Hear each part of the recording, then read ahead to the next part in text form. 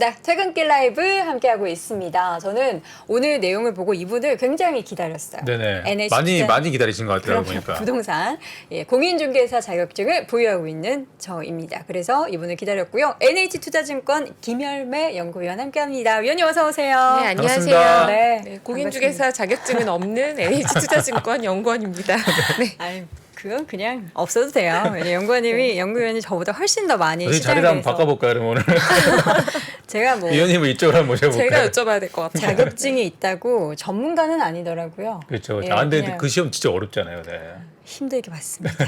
예, 힘들게 봤고요. 자, 그러면 하나씩 짚어봐야 되는데 가격 지표가 사실 저는 분양시장이 제일 궁금하긴 하지만 네. 순서대로 여쭤보도록 네. 하겠습니다.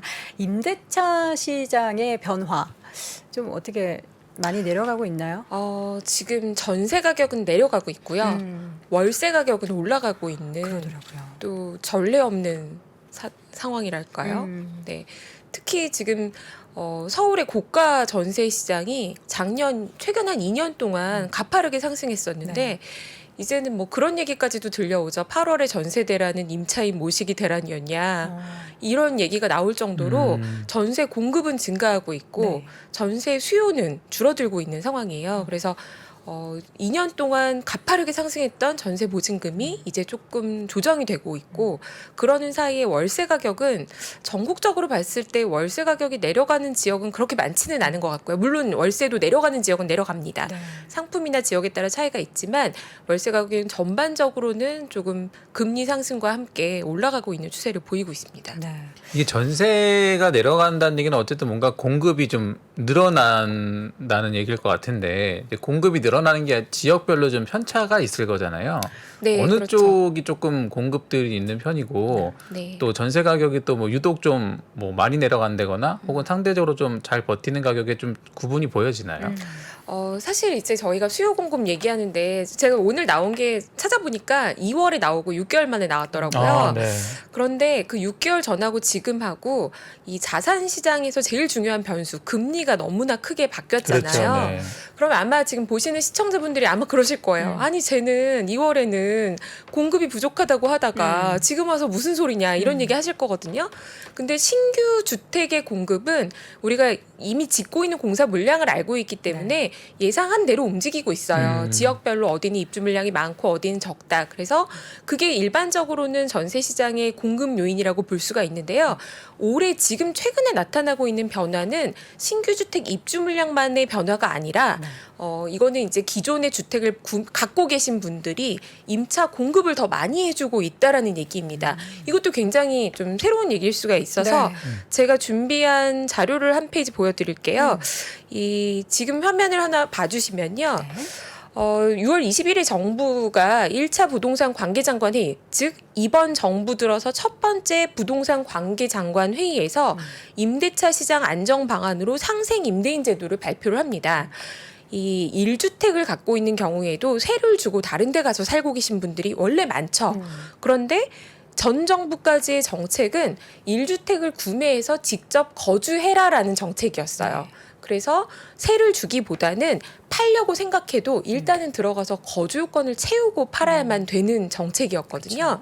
그런데 이번에 들어와서는 현 정부 들어와서의 기조는 살지 않아도 상생 임대 조건에 맞춰서 5% 미만만 이 임대료를 상향하는 조건으로 임차인을 바꾸더라도 살고 있는 사람이 바뀌더라도 전세를 주면 양도세 비과세 요건을 채울 수 있게 해준다는 겁니다.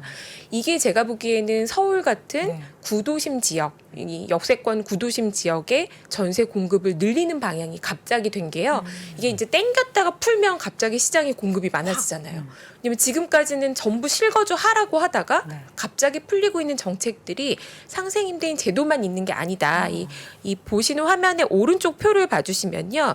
이게 여러 단계 다양한 각도에 거쳐서 전 정부에서 집주인이 그냥 거주하라는 조건들이 있었습니다. 대표적으로 이 마지막에 보시는 재건축 조합원 자격을 유지하려면 이 분양받기 위해서는 2년 실거주 무조건 하라고 해서 그렇죠. 지방에 내려가 계셨던 분들도 서울의 재건축 조합원 자격 유지하려고 올라오셨었잖아요. 근데 이게 2020년 말에 폐기가 되면서 당장 우리가 많이 아는 대치동의 모 아파트 이런 단지들이 전세 가격 폭등했다가 폭락하는 게 먼저 나타났죠. 그러면서 이번 정부가 이렇게 하면은 확실히 임대차 시장이 안정이 된다. 그리고 임대차법 2년을 맞이하면서 전세 대란을 우려하고 있던 와중에 이 방편으로 만든 대책이 실제 시장에 작동을 하고 있다. 네. 그래서 많은 분들이 지금 당장 매도를 하실 게 아니더라도 심지어 1주택자가 아니라 다주택자인 경우에도 일단은 상세 임대로 줘보는 것이 나중에 양도하려면 유리하다라는 측면에서 전세 공급이 확실히 늘어나고 있다라고 지금 보여지는 상황이죠. 네. 그러니까 투자 목적으로 이제 본인이 들어가 살지 않을 집을 사셨던 분들이 그죠? 이전 정권에서는 정책에 따라서 들어가면서 기존의 임차인을 좀 밀어내야 되는 현상들이 있었는데 그렇죠. 지금은 이제 실거주 요건들이 좀 완화가 되면서 오히려 이제 기존에 있는 구축들을 다시 세를 주고 집주인들은 나간다는 거죠. 집주인들은 나간다는 게 아니라 굳이 들어갈 이유가 없어졌다라고 볼 수가 들어갈 이유가 있는 없어졌다. 거죠. 그래서 이게 실제로 좀 작용을 하고 있다고 보고요. 그래서 그럼 전세 공급은 늘어나는데 전세 수요는 어떠냐라고 보면 이것도 하나 보여드리고 싶은데요. 자료 화면을 봐주시면은 지금 전월세 전환율하고 주택담보대출 금리가 거의 만났습니다. 역전된 지역도 생겨나고 있는데요. 수요자 측에서는 전세가 그래도 월세보다는 유리하다였어요. 원래 그렇죠. 저금리 네, 시대에는 그렇죠. 보증금을 내가 대출을 받아서 들어가더라도 월세 내는 건 너무 아깝고 네. 그렇죠. 전세 대출 대출은 또 받아서 갚으면 가자. 줄어드는 거고. 그렇죠. 그래서 대체로 전세 대출을 받아서라도 들어가셨었는데요. 지금은 전월세 전환율이 약간 올라가기는 했지만 이게 빠르게 올라가지는 않고 있는 와중에 주택담보대출 금리가 너무나 가파르게 오르니까 임차인 입장에서는 무리해서 전세를 만기 연장해서 또 대출을 받는 것보다는 반전세라고 하죠. 전세 월세 좀 보증금에 내고. 월세 조금 내는 게 유리해진 겁니다. 그래서 수요 공급 양쪽의 변화가 네. 지금 올해 들어와서 꽤 많이 발생하고 있는 게 매매 시장보다도 임대차 시장이 지금 훨씬 더 빠르게 네. 변화하고 있는 상황이라는 거죠. 이게 전월세 전환율이 예를 들어 4%라고 하면 전세 1억을 올려줄 거를 이제 월세로 월세. 4%에 해당하는 금액 그렇죠. 대략 연간 400만 원 정도 올려주면 이제 전세 1억이랑 퉁쳐준다는 얘기인 거잖아요. 그렇죠. 근데 이제 전세 대출 1억 원을 똑같이 받을 때 이게 금리가 4%보다 싸면 대출 받는 게 유리한 그렇죠. 거고 그렇죠. 대출 금리가 이제 4%보다 올라가면 월세를 전환하는 게 유리한 거고 그 네. 지금 전세 대출 금리가 대충 어느 정도 생각하면 전세 되죠? 대출 금리는요. 엄밀히 말하면 전세 대출은 주택담보대출의 한 종류로 들어가 있어요. 네. 그래서 주택담보대출 금리를 따라가는데요. 최근에는 지금 4%대를 구하기도 힘들다라는 얘기가 나올 정도고 4% 후반대까지 지금 올라가 있는 네. 상태입니다. 그럼 아까 그 그래프 상에 보니까 서울의 전월세 전환율이 대략 4%에서 4% 초반이라고 네. 보면 지금 시장의 전세 대출 금리는 어찌됐건 전월세 전환율보다 지금 위에 있는 상황인 거네요. 그렇죠. 지금 현재 그런 상황인 거죠. 그리고 실질적으로는 이게 평균 가격인데 아파트의 경우에 전월세 전환이 지금 그러니까 다세대 단독주택, 저가주택으로 갈수록 전월세 전환율이 대체로 좀 높은 편이고요. 그렇죠. 네. 아파트 같은 경우에는 3%까지도 가 있는 지역들이 그렇죠. 꽤 네. 있습니다. 통상 1억에 한 30만 원 정도 월세 네, 기준으로 그러면 봤던 것 3.6%가 같아요. 되는 네. 거죠. 그러면 확실히 역전이 돼 있는 상태고 또 집주인 입장에서도요. 임대인 입장에서도 본인이 대출 부담이 많은 임대인이면 이게 이제 전환할 유인이 별로 없죠. 그쵸. 네, 대출이 많은 경우에는 하지만 집주인이 좀 여유가 있는 경우에는 예금 금리는 여전히 3%는 아니기 때문에 네, 차라리 집주인도 일정 부분은 월세를 좀 받아도 된다 이런 입장이라는 거죠. 그래서 그렇죠. 특히 지금 보면은 그 서울에 왜 그 이전 정권에서 15억 이상 아파트 같은 경우는 대출을 아예 묶어버렸었잖아요. 그러다 네. 보니까 이제 지금 현재 상태 보면은 15억 이상의 아파트 구매자들 같은 경우에는 이제 과거보다 현금으로 사신 분들의 비율이 좀 대출 많다 받기보다. 보니까 네. 위원님 지적 주신 대로 이 대출에 대한 압박감을 느끼는 분들이 과거 평균보다는 조금 적은 줄어들 느낌도 있는 것 수도. 같아요. 네, 그런데 이제 최근 들어서 올해 이제 워낙에 부동산 시장의 분위기가 빠르게 바뀌다 보니까 모든 가격을 결정하는 게 소수의 거래로 그렇죠. 결정이 한두 되잖아요. 건의 거래가 호가를 네. 부르기는. 뭐 그래서- 두 건밖에 안 되는데 네, 엄청 떨어졌다고. 막 그렇죠. 그러고. 그래서 대체로 평균적으로 보면은 네. 여전히 매물이 나와 있는 걸 보시면은 집 상태가 좋고 부자 동네일수록 대체로 전세 가격의 호가는 집주인이 내놓는 호가 분양가는 크게 떨어지지는 그쵸. 않고 있어요. 하지만 자금이 지금 현금 유동성이 문제가 되면서 현금 흐름이 좋지 않은 분들이 단지마다 나오겠죠. 그쵸. 그러다 보니까 전체적인 매물은 막상 가보시면 엄청 싸졌다 이런 느낌은 안 들어요. 그렇지만 실제 거래되는 실거래가를 하나씩 보시면 계속해서 떨어지고 있는 현상이 나타나고 있는 거죠. 네. 그래서 올해는 연초 대비해서 지금 사실 뭐 저를 포함해서 대부분의 이제 전문가라고 할 만한 사람들이 이 정도의 금리 인상을 예측하지는 못했어요. 사실 저도 올해 이제 금리 인상을 한다고는 했지만 한 1.75 정도 지금 시점에는 많이 오르면 그 정도 와 있지 않을까라고 이제 생각을 했던 건데요.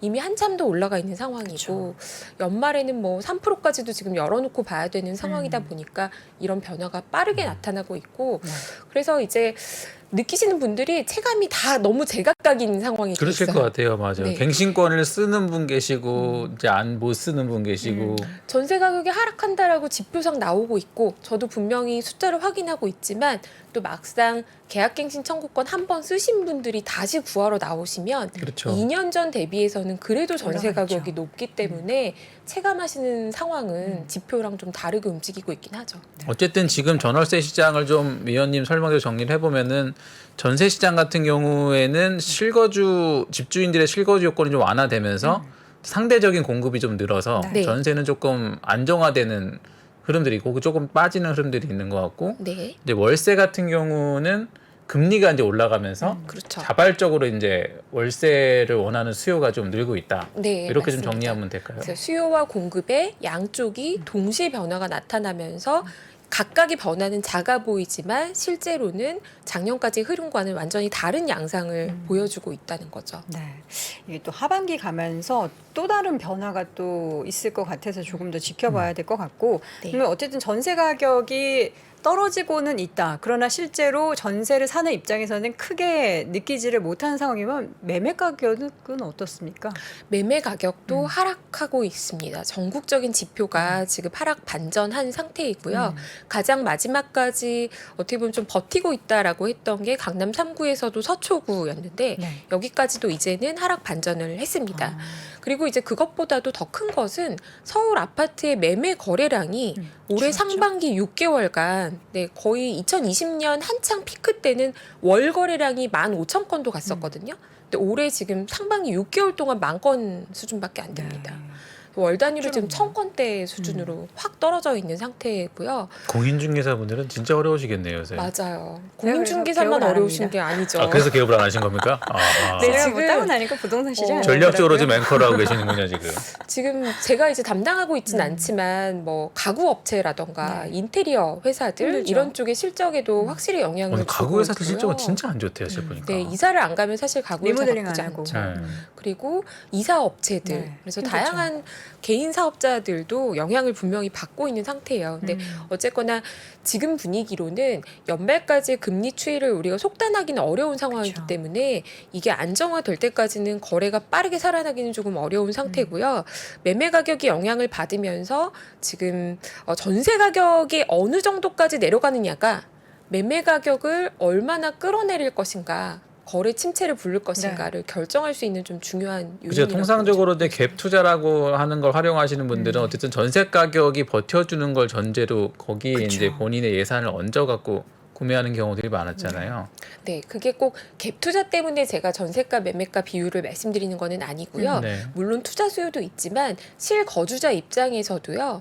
전세 가격이 매매 가격보다 훨씬 싸면 그 전세를 살다가 매매를 의사결정하신다는 게 돈이 뭐 그만큼 차익을 다 갖고 계신 건 아니잖아요. 아, 심리적으로 매수를 좀 더 뒤로 늦출 미룰 수밖에 확률이 없고 높다. 현실적으로도 어렵고. 갭이 너무 크면 접근하기가 그렇죠, 어렵죠. 네. 근데 전세 가격과 매매 가격의 갭이 적으면 약간 무리를 해서라도 집을 땡겨. 살까라는 고민을 하실 수 있는 거거든요. 소위 한참 얘기하던 추격 매수에 대한 의지가 꺾이는 거네요, 그죠? 하고 싶어도 못하는 상황이 그렇죠, 발생하는 거죠. 네. 그래서 앞으로 이제 좀 중요하게 보는 게요. 이것도 화면 하나 보여드리고 싶은데요. 그 전세 가격하고 매매 가격의 비율이 과거에 이제 부동산에 꼭지를 찍었다라고 했을 때 전국적으로는 52.3% 그리고 서울 같은 경우에는 38.2%를 기록했었어요. 그러니까 매매 가격은 이제 막 꺾이기 직전, 그리고 전세 가격은 매매 가격 대비 낮을 때였을 때가 이 정도였다는 거죠. 네. 반면에 집을 반드시 사야겠다, 사야 되는 때다라고 느끼는 이 매매가 전세 가격이 가장 이제 비율이 붙어 있을 때가 서울 기준으로는 2016년 6월에 75.1%였던 겁니다. 근데 지금 이제 올해 연초만 해도 이렇게까지 집값이 꺾일 거라고 보지 않았던 제일 큰 요인이 바로 이 전세가 때문이었어요. 전세가 매매가 비율이 그래도 한 55% 정도면 뭐 그렇게 급락할 정도는 아니다 이렇게 봤던 거거든요. 그런데 문제는 지난 2년간 전세 가격이 가파르게 올라왔던 그 배경에 전세도 대출이 있었고 네. 금리가 너무 많이 오르면서 전세 가격이 지금부터 조정을 받게 되면 전세가 매매가 비율이 매매 가격이 가만히 있어도 전세 가격이 내려가면서 이 비율이 낮아지겠죠.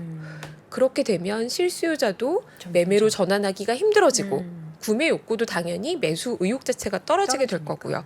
갭 투자는 사실상 어려워진다라고 봐야 되는 거죠. 네. 그래서 지금부터는 전세 가격의 추이를 각 지역별로 보는 게 굉장히 중요한 시점이라고 봅니다. 각 지역별로 본다면은 뭐 우리가 늘 얘기하는 뭐 강남 불패하는 강남 지역 같은 경우에는 뭐 계속 호황 뭐 좋을 수 있지만 그 외의 지역, 특히 저는 갭 투자를 굉장히 많이 한 지역들 있잖아요. 최근 한 2, 3년 사이에 그런 지역에 있어서의 집값이 좀 뚝뚝 떨어지는 그런 흐름이 보일 것이다로 예측을 많이 하고 있잖아요. 그래서 거기 갭 투자하신 분들은 굉장히 좀 조마조마하실 것 같아요. 일단은요, 오늘 뭐 데이터를 다 보여드릴 여력은 없으니까 이건 그냥 말씀으로만 드리면요. 지금 이미 지방의 5대 광역시는 전부 입주 물량이 늘어나고 있어요. 대구가 난리가 났다면서요? 대구는 이미 뭐 실거래가 기준으로 뭐 40% 하락한 단지도 네. 나올 정도로 거점 굉장히 대비로. 상황이 좋지 그래서 않습니다. 반대로 또 거기를 막 사시는 분들도 계시더라고요. 근데 저는 대구 같은 지역은 무리해서 먼저 들어가실 만한 상황은 좀 아니라고 보는 것이요. 올해보다 내년에 입주 물량이 더 많은 상황이기 그러니까요. 때문에 원래 이제 금리가 이렇게까지 올라가지 않았더라도 조정이 나올 수 있는 국면이었어요. 그런데 금리까지 이렇게 올라가게 되니까 더 영향을 받을 수밖에 없고요. 근데 지금 말씀해 주신 것처럼 앵커님 말씀해 주신 것처럼 그러면 서울 강남은 불패냐? 그렇게 보기는 사실 좀 어렵습니다. 두 가지 이유가 있는데요. 일단 대출 규제가 강했기 때문에 15억 초과 지역은 상대적으로 안전하다라고 했었는데 최근에 그런 지역에서도 굉장히 호가가 많이 낮아지면서 금매가 나오고 있어요. 그 배경에는 주택담보대출이 아니라 일부 신용대출 네. 그리고 그보다 더한 것은 부동산업이라는 이름으로 나간 사업자 대출이 LTV 담보 비율은 너무 높게 나가 있고 네. 그쪽 이자율이 더 올라가고 있는 게 아닌가 이렇게 좀 추정이 되고요.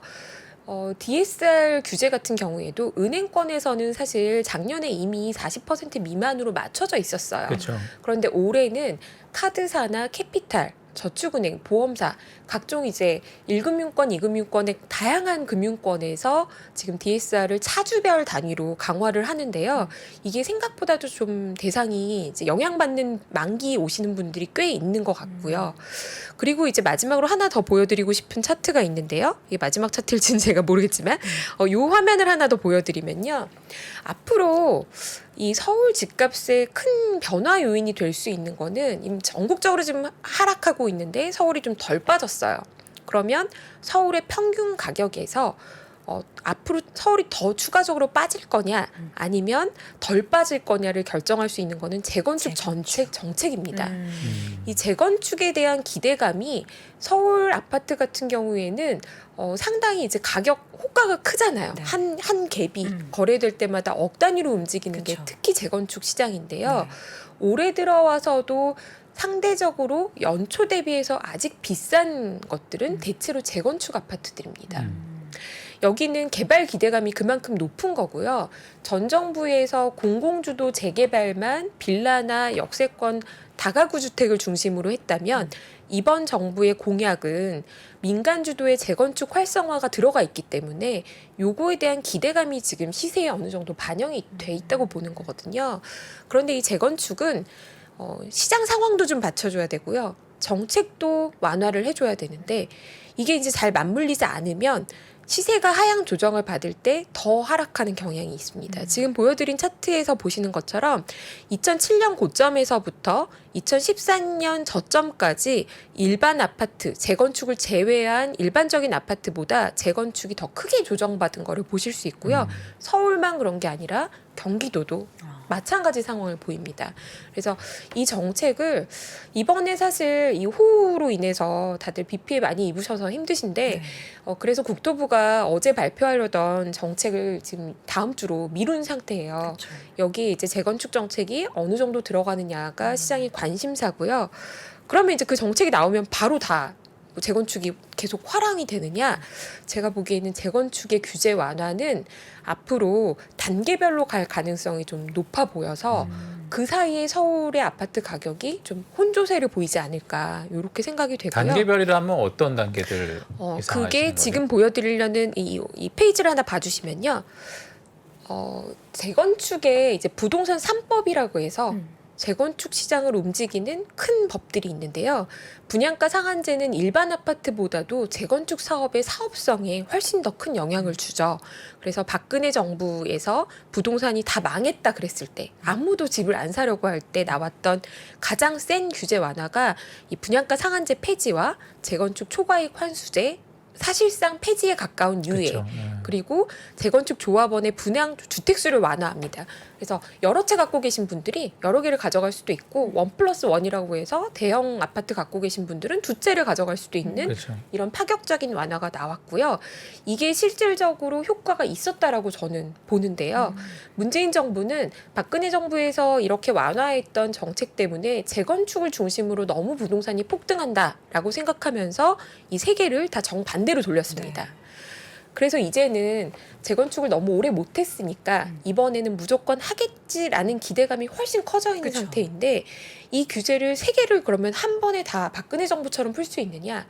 그러기에는 어렵다. 여전히 지금 집값이 많이 올라 있는 상태이고 급등한 것에 대한 부담을 정부가 더 느끼고 있는 상태라고 보여져요. 그래서 당장 완화하기보다는 시장이 조금 가라앉으면 그때부터 단계별로 하나하나 약간씩 손을 보는 단계로 가지 않을까. 목소리는 완화할 것처럼 내고 있긴 하지만 실질적으로 할 수 있는 건 없을 수도 있다 이런 의견이신 건가요? 국민적 공감대가 형성이 돼야 되는데요. 박근혜 정부 때는 이렇게 해도 당장 집을 사러 가지 관심이 않았어요. 없었죠, 그때는. 그죠? 네. 네. 이거 한다고 비난하는 분위기도 사실 그렇게 많지가 않았습니다. 따라서 이때는 할 수 있었던 반면에 지금은 재건축 아파트 특히 서울이라고 하면 부자들에게 특혜를 준다라는 생각이 있기 때문에 당장 이렇게 움직이기는 어렵다. 제가 이 말씀을 드리는 이유는요. 지금 부동산 시장 안 좋고 저는 연말까지 금리가 여기서 올라가게 되면 전세 가격 내려가면서 더 급매물이 나오는 동네가 분명히 있다고 봐요. 그래서 전체적으로는 좀 좋지 않은 그림으로 가고 있다고 보는데요. 이러면 또 듣고 계신 시청자분들께서 내 집 한 채인데 팔고 전세 살아야 되나? 부동산 또 망하나? 이런 생각들을 그러게요, 하세요. 네. 근데 그러기에는 정부가 정책적으로 또 살릴 수 있는 카드를 가지고 있다. 그게 대한민국에서는 재건축 정책인데 아직은 쓸 시점이 아니라고 보고 있고 그래서 서울 같은 경우에는 결국에는 공급을 늘리려면 재건축을 해야 된다.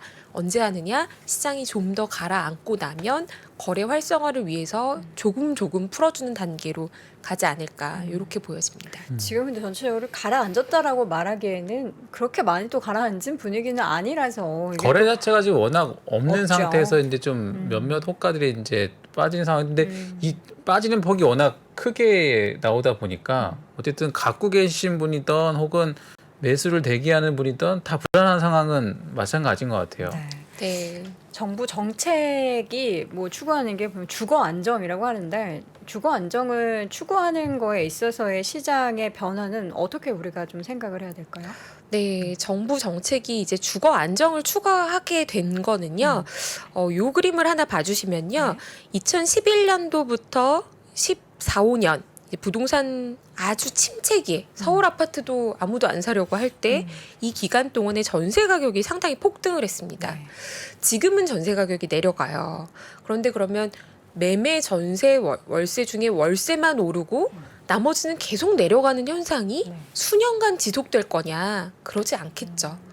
지금 일시적으로 금리 때문에 전세보다 월세를 일부 선호하지만 한국인들은 기본적으로 돈이 조금이라도 있으면 내가 투자해서 월세 내느니 이거 피곤하잖아요. 등락도 있고 그냥 보증금 내고 전세 사는 게 편합니다. 네.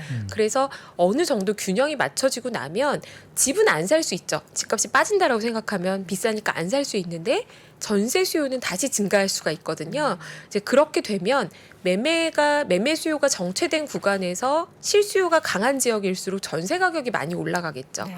그러니까 정부는 이번 참에 임대차 시장을 조금 안정적으로 끌고 갈 수 있는 법안을 좀 만들어 보자. 이렇게 보고 있는 것 같고요.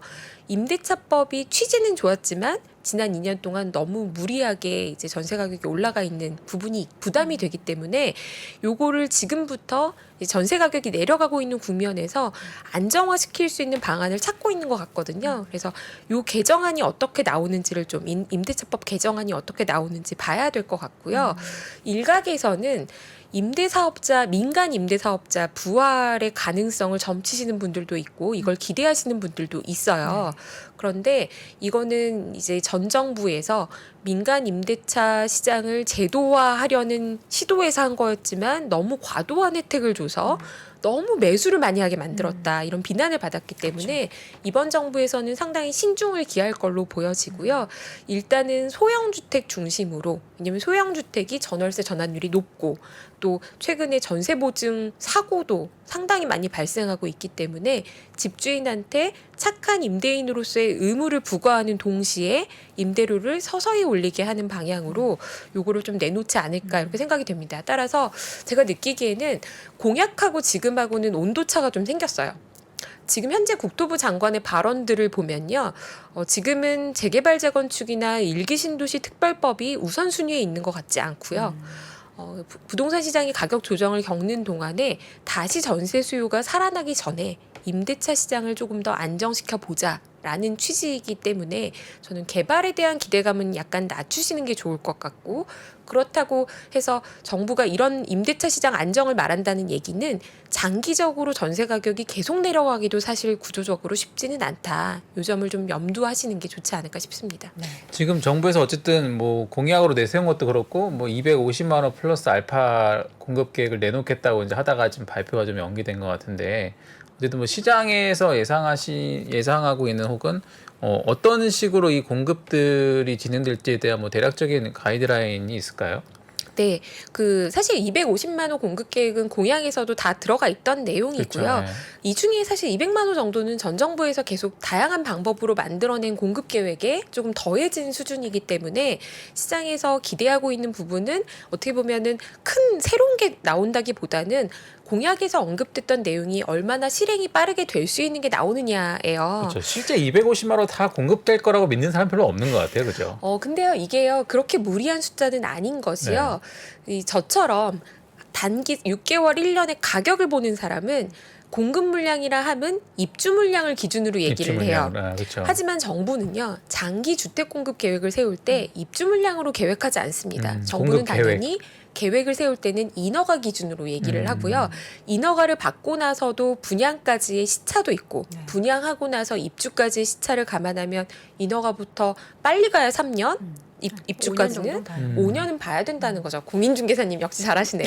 네, 그렇기 때문에 현 정부에서 250만 호 플러스 알파를 공급한다는 계획은 향후 5년간 인허가 물량 250만 호로서는 충분히 실현 가능한 계획이라고 보여지고요. 이렇게 되면 2030년 정도에는 전국적인 주택 공급에 있어서는 양이 부족하지는 않다. 이렇게 볼 수 있는 근데 사실 수준입니다. 그 이전에도 지적받았던 것들이 지금 뭐 주택의 공급이 통계적으로 보면은 공급 자체는 부족하지 않다고 늘 어느 정권이 주장해 왔었는데 항상 시장에서 요구했던 거는 사람들이 이제 살고 싶은 지역 혹은 사람들이 살고 싶은 형태의 이제 주거 상품이 나오지 않는다. 이게 이제 어떻게 보면 그 이전에 가격 상승 때 많이 지적됐던 논리들인 것 같은데 네. 이번 들어서는 좀 이런 시장의 요구에 대한 좀 뭐 답변이 좀 준비된 것들이 나올까요? 네, 그 부분이요. 요 표를 하나 봐주시면요. 250만 호 공급 계획에서 전 정부와 달라진 점이라면 이거 공약에 이미 나와 있는 것인데요. 수도권의 재건축 재개발로 30만 호를 공급하겠다라는 네. 게 이 수도권 물량치고는 굉장히 큰 물량이라고 볼 수 그렇죠, 있다는 네. 거죠. 거죠. 왜냐하면 전 정부까지는 특히 서울 수도권 안에서도 이 서울의 재건축 재개발 진행이 굉장히 늦어지고 있었기 때문에 요거를 활성화해서 30만 호로 5년 안에 인허가를 하게 된다라고 한다면 충분히 수도권도 공급 계획으로 충분하다 이렇게 얘기할 수 있는 근데 저 거고요. 숫자를 맞추려면은 지금 재개발 재건축에 대한 규제나 이런 거 상당히 공격적으로 풀어줘야 되는 숫자 아닙니까? 네, 맞습니다. 그래서 제가 보기에는요, 이게 정부 정책의 이 그림을 보시면은 역대 정권별 부동산 가격과 정책 방향인데요. 집값이 지금 2년간 너무나 급등해 있기 때문에 재건축을 규제를 완화해주겠다라고 공약은 했지만 더 그쵸. 올라가겠죠. 여기서 규제 완화해주면 불보듯 뻔하지 않습니까? 그쵸. 지금 지방은 규제 완화해준다고 집값이 올라갈 상황이 아니에요. 게다가 서울의 재건축은 요지에 있기 때문에 그쵸. 대부분 부자 동네인 가능성이 높은데 물론 아닌 곳도 있지만요. 여기서 바로 규제 완화를 해주기는 어렵고요. 이 대체로 규제를 강하게 해놓고 나서 사이클이 갑자기 바뀌고 나면 규제의 효과가 뒤늦게 나타나요. 이제는 사실 지금은 규제를 다 풀어줘도 바로 집값이 폭등할 상황은 아니고 오히려 완만한 조정 가능성이 있는데도 불구하고 완화에도 시간이 걸린다는 겁니다. 근데 이제 다만 과거 대비해서는 이번에 급등한 시간도 너무 짧게 단기에 너무 급등한 것도 있지만요. 최근 들어와서 호가 내려오는 걸 보면 거래량이 적어서 지수가 내려온 게 적어서 그렇죠. 실제로는 꽤 많이 조정을 받고 있어요. 그래서 지금부터 하반기까지 조정폭을 이걸 예측하기는 어렵지만 여기서 추가적으로 더 조정이 되고 나면 내년도 정도에는 정부가 규제 완화를 지금보다는 조금 더 강하게 말할 만한 상황이 되지 않을까 이런 생각이 좀 들고요. 그래서 과거처럼 두 정부에 걸쳐서 완화하던 것을 이번에는 이미 공약에도 있으니 시장에서는 당장 규제 완화를 생각하시는 분도 있겠지만 네네. 그렇게 빠르게 하지는 못한다. 대체로는 이 국회 통과도 해야 되고 하니까요. 그렇죠. 올해는 제가 보기에는 강한 규제 완화가 나오긴 어렵고 내년 정도에는 가능성이 생기지 않나 이런 정도로 봅니다. 그 말씀하셨던 이제 매매 가격의 하락을 봤을 때 하반기가 굉장히 큰 변곡점이 될 거라는 얘기가 나오는 게 이제 금리가 또 피크를 치는 시기가 그때니까 이때 이제 소위 말해서 이제 갭 투자로 영혼까지 끌어모아서 샀던 그런 매물들이 엄청나게 나올 것이다. 그래서 하반기 주택 시장이 좀 생각보다 많이 꺾일 수도 있다 이런 얘기들도 좀 나오거든요. 어떻게 전망을 하십니까? 이제 영끌을 하셨어도 대체로 1주택에 자가 거주를 하시는 분들은 이자를 갚으실 수만 있으시면 네. 그러니까 그걸로 이제 신용불량의 채무 위험이 있지 않으시면 굳이 팔고 나가실 만한 상황은 또 아니긴 해요. 왜냐하면 거래 비용이 들고요. 2년 안에 사셨으면 양도세도 또 내셔야 되고 그리고 이제 전세를 가도 요즘에는 비용이 꽤 많이 들죠. 부동산 공인중개 수수료부터 상당합니다. 그래서 할 말이 이런 없습니다. 비용들을 다 감안하고도 이자 그렇죠. 비용보다 이게 두 개를 비교를 해봤을 때 향후 2년간 들어갈 비용을 계산을 해보면 막상 팔고 전세나 월세로 가는 것이 경제적 실익이 얼마나 있는지는 판단하기가 좀 어렵습니다. 그렇죠. 아직까지는 집을 감당 못해서 판다기보다 원리금이 올라가니까 이제 삶의 질이 떨어지는 그렇죠. 방향으로 지금은 진행이 되고 있는 것 같아요. 그게 전반적으로. 문제인 거죠. 그리고 이제 그럼에도 당분간 금매는 좀 더 나올 거라고 보는 것이 이 정상적인 어떻게 보면 규제 하에서 1금융권에서 DSR 규제, LTV 규제 맞춰서 영끌하신 분들은 이건 영끌도 아니다라는 얘기도 하세요. 근데 버틸만 어쨌거나 하죠. 금융권 규제 하에서 대출을 받으신 분들은 큰 문제가 안 되는데 이게 이제 그 이후로 가신 분들 특히 저는 제일 우려되는 부분이 사업자 대출 받으신 분들 사업자 이게 대출. 부동산 업의 대출이요. 몇 년 전만 해도 총액이 한 100조 원이던 것이 지금 불과 몇 년 만에 부동산 업의 사업자 대출이 지금 350조 원이에요. 너무 가파르게 증가해서 그건 이제 가계부채보다도 주택담보대출 외에 별도로 잡히는 대출인 거죠. 그렇죠. 이거는 네, 부동산으로 갔을 것으로 추정되는 자금들. 그렇죠. 부동산 업의 사업자 대출로 잡혀 있기 때문에 이 부분으로 인한 금매는 당분간 좀 나올 수 있다. 이렇게 보여지고요. 근데 요즘에는 사실 전망이 좀 저도 막상 나오라고 하니까 이제 6개월 만에 한번 나와서 의견을 얘기해야겠다. 왜냐면 세상이 쉽지 너무 많이 않죠. 바뀌었기 때문에 욕먹을 거 알고 나왔지만요. 사실 그러면 앞으로 6개월 후에 어떻게 돼 있을 거냐를 가늠하기는 굉장히 어려운 것이 지금 단기물하고 장기물의 금리가 계속 역전되잖아요. 맞아요. 그러니까 금리가 올해 연말만 되어도 내년 금리에 대한 전망이 어떻게 돼 있을지를 또 가늠하기가 어려워요. 그래서 집에 대한 의사결정을 하실 때는 사실 때도 굉장히 신중하게 하셔야 되지만 네. 이미 사신 분들이 또 너무 걱정되고 두려워서 실제 자금 압박이 당장 경매를 가야 되는 상황이 아닌데도 손해볼기 싫어서 파시면 또 굉장히 또 잘못된 결정을 하실 수도 있기 때문에 지역마다 상품마다 꼼꼼하게 계산기를 잘 두들겨 보셔야 된다. 그럴 수밖에 없죠. 네, 지금은 매도하고 전세 월세로 갈아타셔도 전세가 향후 2년 후에도 계속 내려갈지는 알 수 그렇죠. 없고 안 그럴 가능성이 과거의 사례로 봐서는 꽤 있어 보이고요. 월세 지출도 상당히 부담이 되기 때문에 뭐 위로가 되실지는 모르겠지만 지금은 본업에 충실하면서 또 다음 미래를 기다려야 되는 때가 아닌가 그런 생각합니다. 그리고 구조적으로요. 사실 서울은 공급 부족 문제가 해결된 건 분명히 아니에요. 근데 이제 서울이 자가 점유율이 42%밖에 안 되고 58%가 자기 집에 살고 있지 않아요. 그러니까 요건 집주인들이 다른 데 살고 있다는 거죠. 그렇기 때문에 서울이 가장 강하고 수요가 좋을 때는 많이 오르고 탄탄해 보이지만 조정도 꽤 나올 수가 있거든요. 하지만 이거는 진폭이 크다는 거고 오를 때 많이 올랐으니까 많이 빠질 수도 있는 거고요. 이 부분은 감안하셔야 되는데 그래도 또 오를 때는 제일 먼저 또 오를 수가 있거든요. 그래서 이런 것도 전체적인 흐름을 보셔야 된다. 그러니까 공급이 서울에서 분명히 늘어난 건 아닌데 집주인들이 갖고 있는 집들이 전세 공급으로 나오고 있는 이 사이클이 있다. 요거를 좀 말씀드리고 싶습니다. 네. 네. 집에 살려고 생각하다가도 멈칫멈칫되게 하는 최근 1년 이제 앞으로 하반기까지 그렇죠. 계속 그럴 것 사실 같아요. 집은 누구에게나 인생의 가장 큰 쇼핑 그쵸. 아이템이기 때문에 사실 그 돈을 지출하는 결정은 늘 신중할 수밖에 없죠. 가장 큰 재산이고. 네. 이거 정말 요거를 또 하나 제가 빼먹은 게 네네. 있는데요. 네, 사실 우리가 이 자기자본 노동소득하고 근로소득하고 이 대출 두 개만 있는 게 아니고 투자가 지금 신중해야 된다고 그렇죠, 하셔서 제가 그렇죠. 이 네. 부분을 빼먹었다 했는데 사실 자산 시장이 전반적으로 조정을 받은 것도 사실 삼성전자 주식 투자해서 돈 버신 분도 집을 사고 싶고 그렇죠. 그리고 코인도 한국인이 마찬가지고. 제일 많이 산 게 테슬라 주식이고요. 네. 그리고 코인도 마찬가지고요. 이게 전체적으로 다 같이 다운돼 내려온 있어요. 것도 수요를 줄인 거거든요.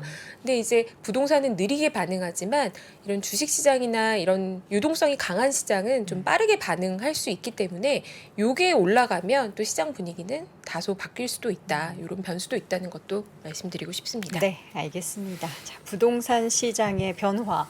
무엇보다 저도 굉장히 예민하게 받아들이고 있는 시장이라서 공인중개사와 부동산 애널리스트 아주 깊이 있는 대화 잘 들었습니다. 제가 얘기한 것도 없는데 그렇게 말씀하시니까 부끄럽습니다.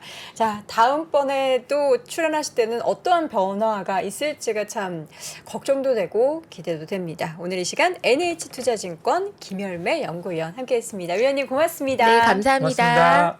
매크로가 특히 올해 같은 경우가 매크로가 시장을 뒤흔들고 있어요. 올해 상반기 보시면 기업들이 잘 못했다는 얘기 안 나오죠. 드디어 3프로TV에서 오건영 부부장의 경제 강의가 출시됐습니다. 주가가 떨어지면 이유가 뭘까요? 보통 뭐라고 나와요? 인플레이션 때문에 떨어졌다 나와요. 그죠? 금리 인상 우려 때문에 떨어졌다는 얘기 들어보셨어요? 경기 침체 우려 때문에 떨어졌다는 얘기 들어보셨어요? 이게 뭐죠? 다 매크로예요. 매크로가 시장을 뒤흔들 때가 있어요. 시절이 태평하면 저 같은 사람들이 하는 얘기는 들을 필요가 없어요. 편안하잖아요. 그러면 그때는요, 바텀업 보세요. 포인트예요. 근데 시절이 하수상하잖아요. 시절이. 그럼 뭘 보셔야 되죠? 매크로 쪽에서 나오는 아이디어에 조금 더 주목해서 보실 필요가 있다라는 점. 요걸 좀 기억을 해주시면 좋을 것 같습니다. 3프로TV 경제대학 오건영의 경제를 보는 눈 신규 출시 기념 8월 31일까지 얼리버드 특가로 만나보시죠.